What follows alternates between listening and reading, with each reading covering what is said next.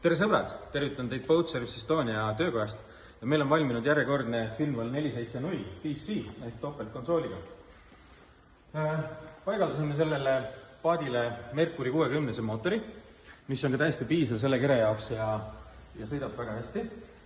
Plotteriks Humminbird Explorer 12, mille juurde annab siis tulevikus integreerida erinevaid kalapüüki abistavaid seadmeid. Värviks on ta Black Galactic, et võib-olla kaamera seda ei näe, aga siin on selline pärla sees, väga selline sportlik ja ilus. Vöörimootoriks Terova VR, uus mudel, uue puldiga 24 voldine. Nii, siin on siis heading sensor meil. Põhimõtteliselt on see paat veel arustatud väga hea treileriga, Respo Trailer Multirull 1000, millele siis paigaldasime eraldi juurde akukasti ja elektrilise vintsi, mis on nööriga. Nii, liigume siia poole edasi. Näitan korra paadi sisse ka. Paadi sees on kaks istet, mis on kokku klapitavad. Meil on taga olemas selline mõnus kolmene tool, et siia vabalt 3 inimest istuma, 5 inimest on kokku paati lubatud.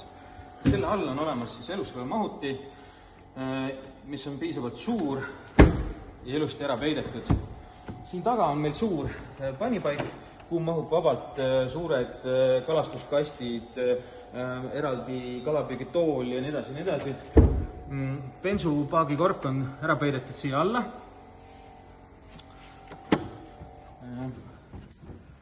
Lisaks sellele saab panna siia teki peale siis ribad, selle kummiga saab siis siit mõnusalt kinni panna nad ei lendaks sõites maha. Hea lihtne lahendus, ei pea kogu pakkima neid kuskile ära, vaid saab kiiresti panna kõrvale. Esiklaas korralik, tugev tummise raamiga. Siis nii, siin on meil Mercury kell, uputatav juhtimispult, mis paistab välja siis selline esteetilise välimusega, ilusti, nagu ta olekski siia mõeldud.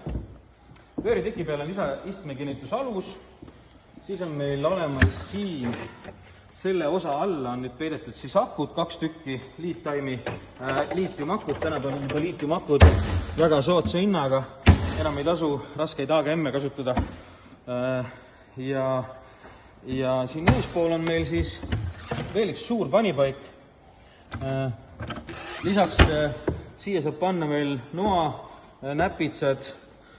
Siin on nüüd tehtud siis kaldavool, tuleb kaamera siia poole.